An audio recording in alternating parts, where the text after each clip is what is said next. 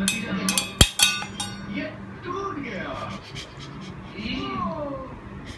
चिंता मत करो साहब, मैं ठीक कर दूंगी। मैं बस अपना सारा टूल बॉक्स लेकर आती।